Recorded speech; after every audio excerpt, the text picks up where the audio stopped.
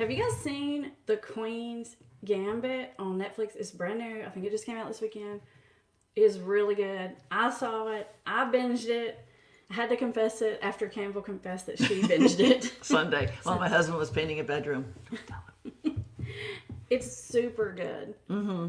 But that's not exactly why we're talking about it, because there's a lot of super good Netflix shows. Yeah, totally. But there's a hidden meaning in this show that I think is very, very relevant to what we do. Because it seems like it's about a girl winning a chess match. It seems like it's about a girl sort of finding her way and rising up, in like a man-dominated thing. It seems like it's about... Triumph an orphan has. Right. Right. But it's really not. Tell us what it's really about. It's really about addiction and how addiction creeps up on some of us and goes away on some of us, and why some people can use substances well or better than others. Manageably. Right. More manageably, yeah. It's a beautiful portrayal of how that happens and chemically why it gets fostered. It was really on point. Totally. What I like the way they showed just the process of what happened as far as addiction goes.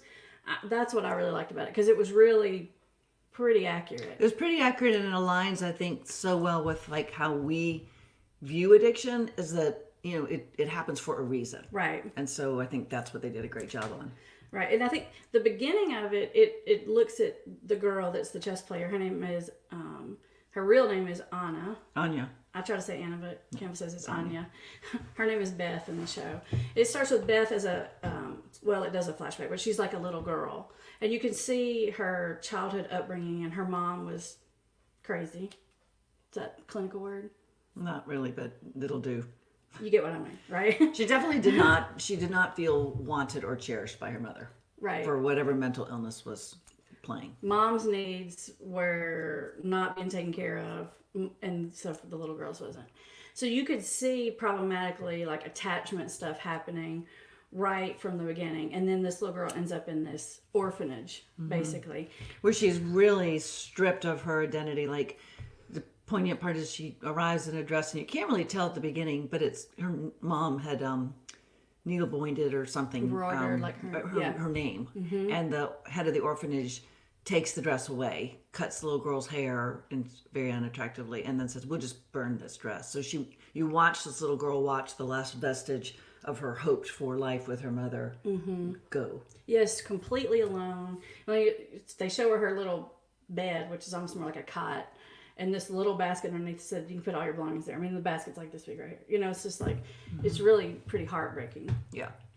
But then she makes a friend. Well, but first they provide substances.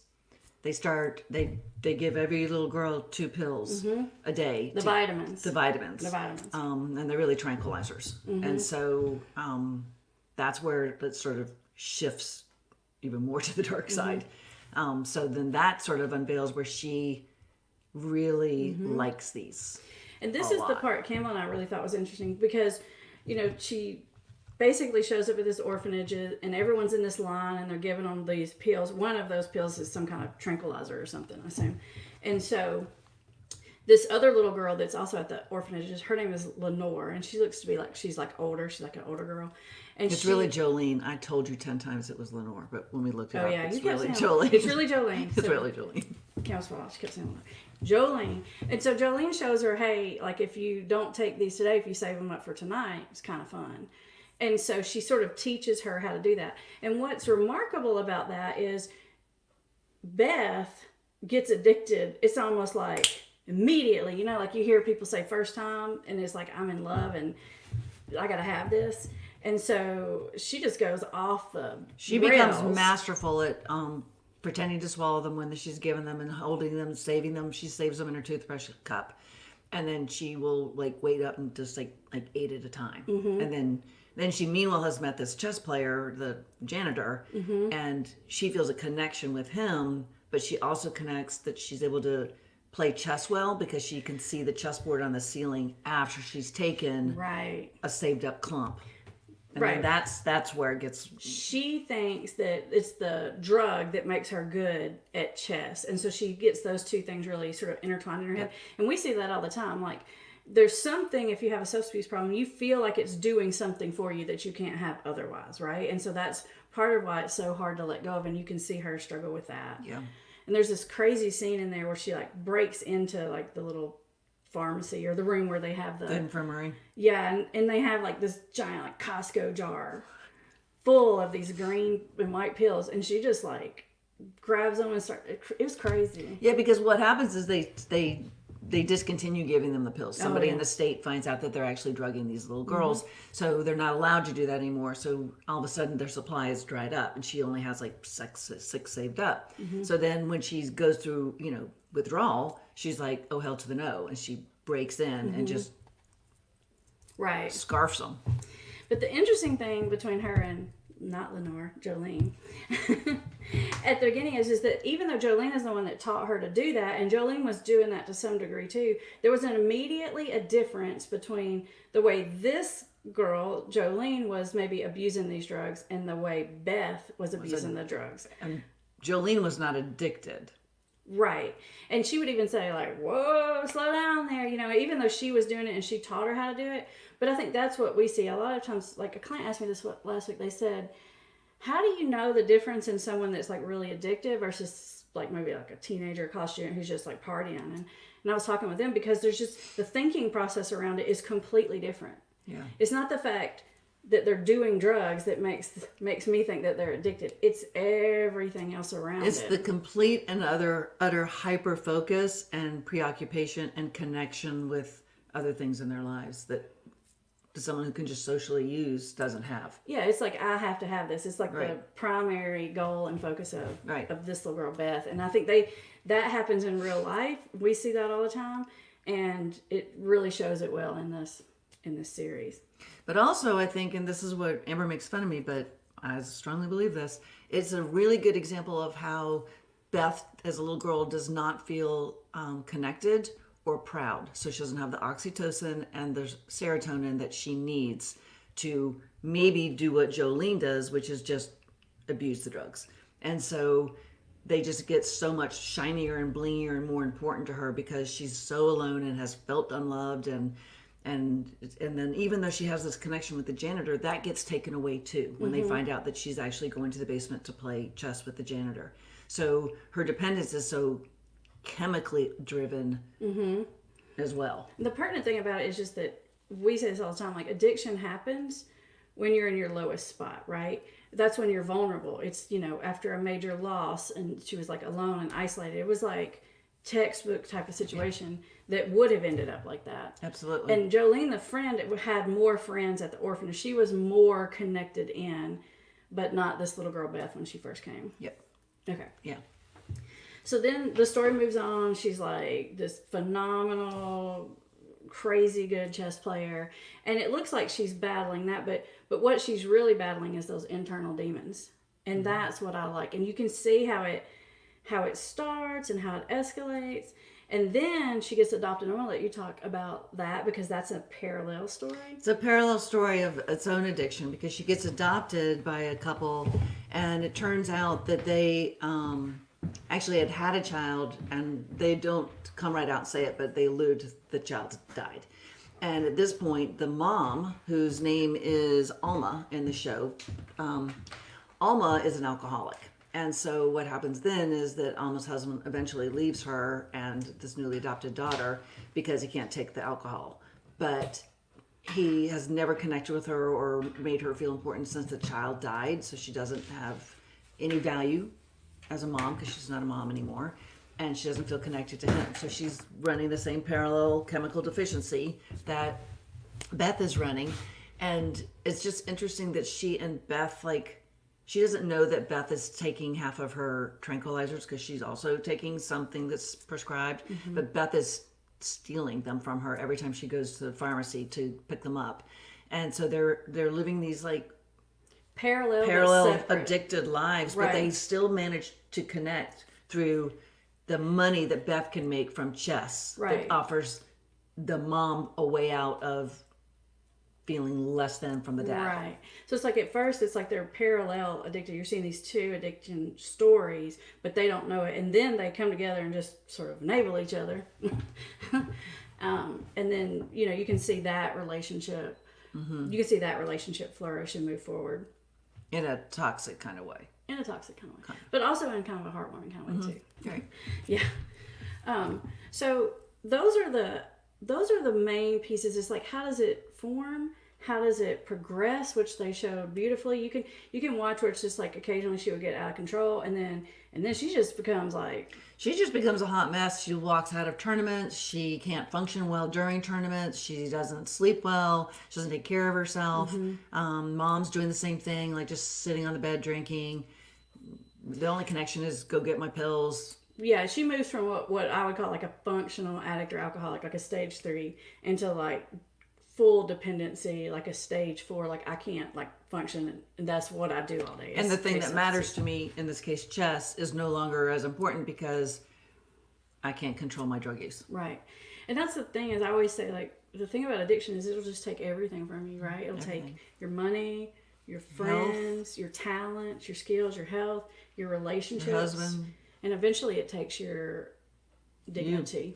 It takes your whole dignity, and it's so hard to climb out of once you get in that hole. But in this story, there was a saving grace in there. Tell us about that. Well, Beth along the way meets like 4 or 5 men through chess tournaments and chess matches, and she meets these men that are friends, sometimes lovers. It's confusing, and that doesn't matter. Yeah. But what happens is, as she's getting worse and worse, they're starting to become aware and attempt to intervene, although not successfully. But what happens as she ultimately goes for this final big chess thing in the Soviet Union, and this was in the 60s, so chess was a huge thing in the Soviet Union back then. Probably still is. But anyway, they all come together and they rally, and they really support her in this, like, what to do if this Soviet chess player does all these things. And that connection sort of gives her the ability to do this chess tournament without drugs. It allows her to let go of the drugs and grab on to the connection. The human connection. The friendships, the relationships. And that's really why we're talking about this. Like, you could watch this show on your own and you would definitely see that addiction is a huge centerpiece of what's going here. But I want you to connect the really important dots, because I think sometimes just watching it play out and realizing, oh, this is what's happening, and there's this stage and there's this stage. And you can watch the connection, the support bring her back. And so often what happens when you're in an addicted state is you just burn all your relationships. Trust me, she tried. She tried hard. She did her fair part. They just chose to stick with her, which I know isn't always possible. But that sort of, you're one of us, that like, we still care about you. That's what brings people back.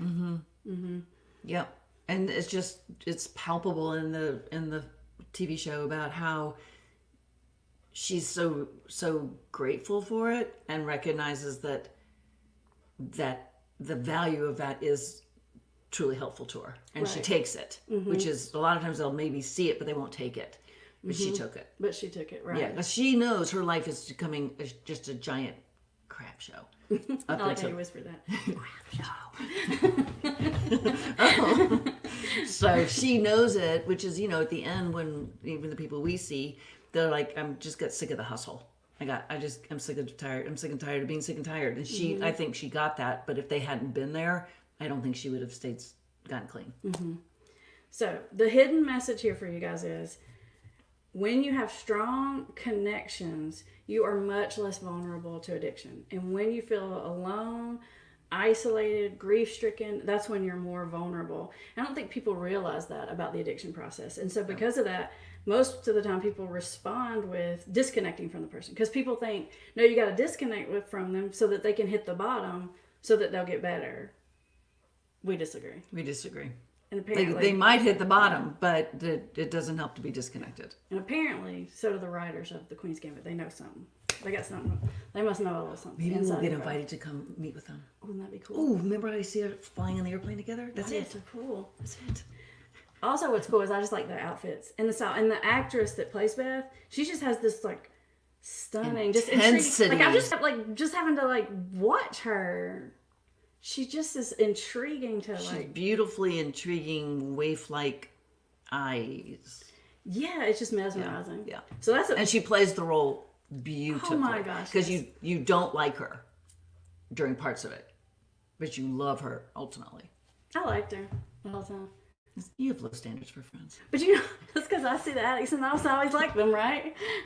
I mean, I liked her, but I can can see see the where she good. wasn't likable. Oh, she had her moments Yeah. where she would be hard to like. I knew she had it in there the whole time. All right, everybody. Thank you for hanging out. Let's see, we had CJ and Cheryl and Alan. Hey, Alan.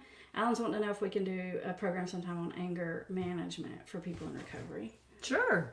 You got any thoughts on that? I just tried to hit you. You should hear me. Okay. We can definitely do that, or I can. I don't know about this one right here. Yeah, I can, because I have to corral the parents all day long who are very angry. Yeah. CJ's got a question. What do you say when you agree with everything y'all are saying? What do you say? You can just say, you're agreeing with us? You just say we're awesome. You guys are spot on. Right? Especially Campbell. Geniuses, right? Thanks, guys. We'll be back on Thursday at 1, and we're going to have Scott and his son, which is going to that'll be be really good. interesting because we're going to tell the story from both lenses. And Zach is funny. Oh my gosh, he's the So, best storyteller Definitely tune in ever. for that. He's hysterical. Yeah, this is going to be good. Yeah. He gets it from his grandmother. She says, listen to him tell stories about her. That's the best. We'll see. I'm going to see if I can get him to tell, and he calls her Nanny, a nanny story. You can It's tell really when good. Nanny took on the drug dealers in the apartment. Oh, I love that story. I'm going to see if we can tell it. All right, so we'll see you guys Thursday at 1. Thanks for hanging out, everyone. Bye, you guys.